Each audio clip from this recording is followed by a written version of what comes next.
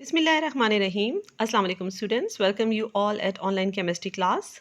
Chapter number 4 gases, lecture number 6. Students, in today's lecture we will study about the Graham's law of diffusion. But before starting that topic, we should know the definition of diffusion and effusion. Let's start our lecture from the definition of diffusion. Diffusion is actually the spontaneous intermixing of molecule of one gas with another at a given temperature and pressure is called the diffusion, and diffusion is actually the random movement of a gas from the higher concentrated area to the lower concentrated area. If we talk about the example of diffusion, तो हमारे पास example क्या आ जाती हैं. Number one is the fragrance of rose. Not only fragrance of rose, you can say fragrance of any perfume. Okay, अगर आप perfume को एक जगह स्प्रे करते हैं तो आप देखते हैं कि थोड़ी ही देर में पूरे रूम में आपको उसकी फ्रेग्रेंस फील होती है. सेकेंड आपके पास जो एग्जाम्पल गिवन है that is the intermixing of ammonia and HCl gas to give the dense white fumes of ammonium chloride.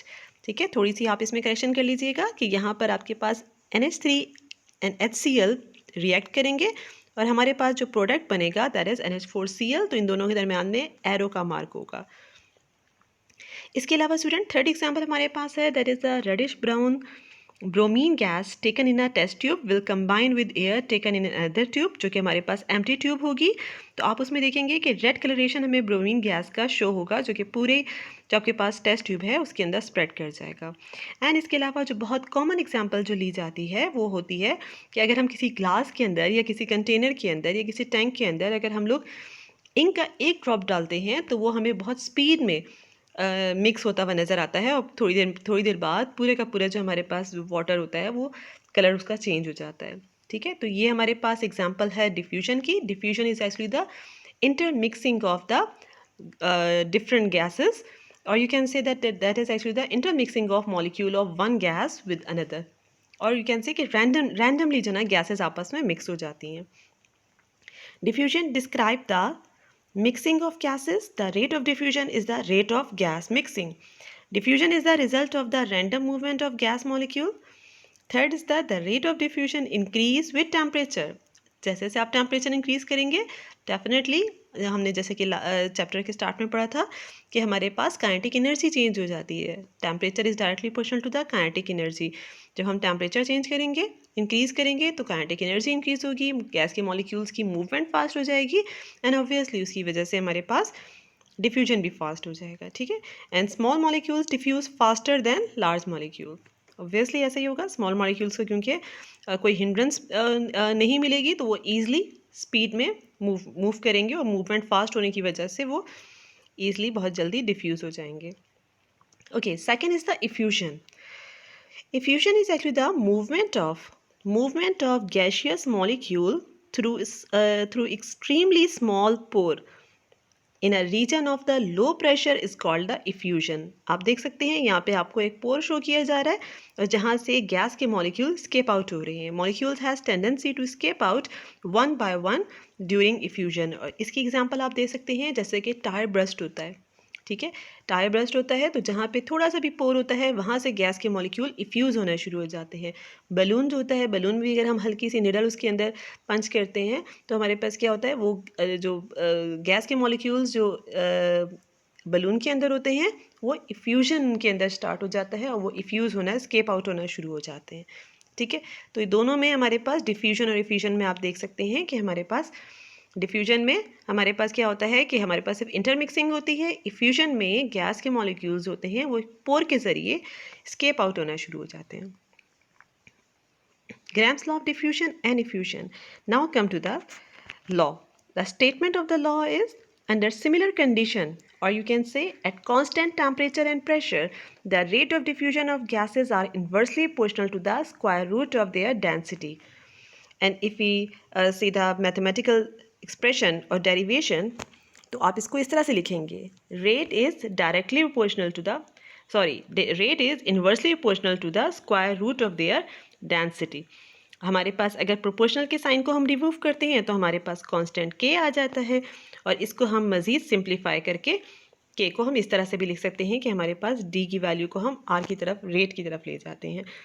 Now we have gases 1 and 2। अगर हमारे पास 2 गैसेस होंगी, जिस तरह के हम हमेशा बॉयल्स लॉ में भी हमने किया था, चार्ल्स लॉ में भी किया था, हमने इनिशियल और फाइनल कंसिडर किया था, तो इसी तरह यहाँ पे हम इनिशियल और फाइनल नहीं कंसिडर कर रहे, बल्कि हम लोग यहाँ बात करेंगे 2 गैसेस की, क्योंकि डिफ्यूजन में हम लोग क्या करते हैं, डिफ्यूजन में एक्चुअली मिक्सिंग होती है 2 गैसेस की। तो अगर हम लोग 2 गैसेस की बात करेंगे तो डेफिनेटली दोनों गैसेस का रेट हमारे पास डिफरेंट होगा, और दोनों गैसेस की डेंसिटी हमारे पास डिफरेंट होगी। सो अगर हम दोनों गैसेस को कंपेयर करते हैं तो हमारे पास R1 and D1, R2 second gas, D2 for the second gas. तो हमारे पास एक गैस के लिए हमने 1 कंसिडर कर लिया, दूसरी गैस के लिए हमने D एंड D कंसिडर कर लिया। इसके अलावा हम कह सकते हैं student, rate is equal to the per volume, rate is equal to the volume per unit time. ठीक है, हम इस तरह से भी रेट को कंसिडर कर सकते हैं, since volume is the same. For example अगर हम इंटरमिक्सिंग कर रहे हैं तो हमारे पास जो एक कंटेनर है या एक टेस्ट ट्यूब है, तो वो हमारे पास वॉल्यूम सेम होता है, दोनों गैसेस उसी के अंदर मिक्स होती हैं, तो वॉल्यूम हमारे पास कांस्टेंट होता है। इसलिए हम लोग यहाँ पर गैस 1 के लिए R1 एंड T1 कंसिडर करेंगे, फॉर गैस 2 हम कंसिडर करेंगे R2 एंड T2। ठीक है, और हमारे पास वॉल्यूम, हमारे पास क्योंकि गैस का जो वॉल्यूम है दोनों गैसेस जो एक कंटेनर में है, वॉल्यूम कांस्टेंट है, इसलिए हमने इसको Vm कंसिडर किया है। सो वी कैन से, जिस तरह हमने ऊपर का किया है, अगर हम डेंसिटी से कंपेयर कर रहे हैं तो हम इस तरह लिखेंगे, और अगर हम रेट से वॉल्यूम से और टाइम से कंसिडर करेंगे तो हम इस तरह से लिखेंगे। ठीक है, तो हमारे पास R1 over R2 is equal to T2 over T1 हो जाएगा। Now by comparing the both equation 1 and 2, तो हम अगर इस इक्वेशन को कंसिडर करें एंड इस इक्वेशन को कंसिडर करें, so we can write R1 over R2 is equal to T2 over T1। फिर उसके बाद हमने जो डेंसिटी की वैल्यू है under root D2 over D1, और फिर उसके बाद हमारे पास अगर हम देखते हैं डेंसिटी हमारे पास होता क्या है, density is equal to the mass over volume. तो हम डेंसिटी की जगह गैस का मास एंड ओवर वॉल्यूम भी हम कर सकते हैं। तो यहाँ पर हम लोगों ने डेंसिटी की जगह मास ओवर वॉल्यूम लिख लिया है। ओके स्टूडेंट, सो अगर हम इसको मज़ीद सिंप्लीफाई करें, क्योंकि हमारे पास वॉल्यूम कांस्टेंट है तो ये कैंसिल हो जाएगा, तो हमारे पास जो लास्ट वैल्यू आ जाती है वो इस तरह से आ जाती है। तो ये आपको रेट को हम लोग टाइम के थ्रू भी कैलकुलेट कर सकते हैं। ये आपको जो ये जो डेरिवेशन है दैट इज़ वेरी इंपॉर्टेंट, और इसके जो आपको इक्वेशन 2 जो कैलकुलेट करके बताया, ये आपकी बुक में भी नहीं है। ठीक है, तो थोड़ा सा ये आप इसको कंसिडर करें, क्योंकि और याद रखें, क्योंकि अभी जब हम न्यूमेरिकल्स करेंगे ग्राम्स लॉ ऑफ डिफ्यूजन के, तो उसमें हमें ये वाला जो फार्मूला है ये हमें अप्लाई भी करना होगा, तो इसलिए आपने इसको याद रखना है।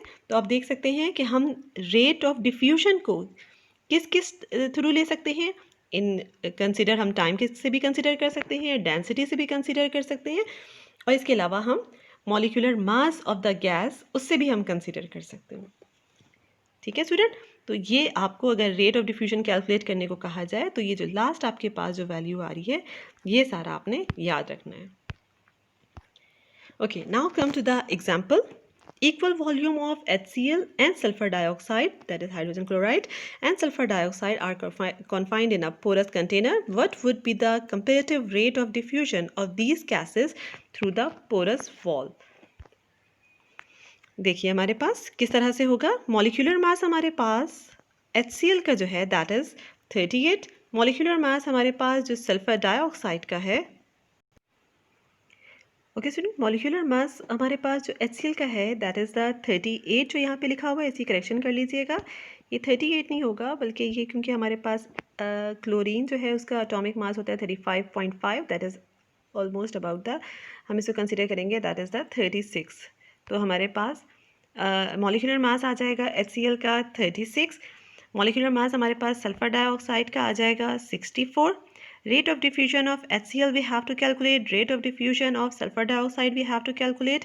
तो अब हम यहाँ पे क्योंकि स्टूडेंट हमें यहाँ पर अब जो वैल्यू गिवन है, जो हमें क्वेश्चन के अंदर जो वैल्यूज़ गिवन है, हमें मॉलिक्यूलर मास हमें मालूम हो गया है, अदरवाइज़ हमें क्वेश्चन के अंदर एज सच ना टाइम वैल्यू गिवन है ना हमें डेंसिटी गिवन है।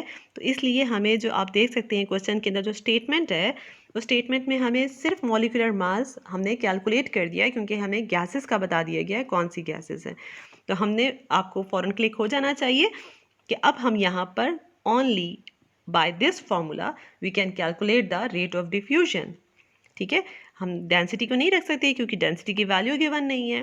हम इसके अलावा टाइम को भी नहीं रख सकते क्योंकि टाइम की वैल्यू हमारे पास गिवन नहीं है। सो मैंने आपसे जिस तरह की लास्ट स्लाइड में कहा था कि हमें ये जो मैंने आपको जो लास्ट लाइन थी मैंने आपसे कहा था इसको याद रखना है। आपने क्वेश्चन को कंसिडर करना है और फिर आपने देखना है कि हमें क्वेश्चन के अकॉर्डिंग किस वैल्यू को पुट करना है।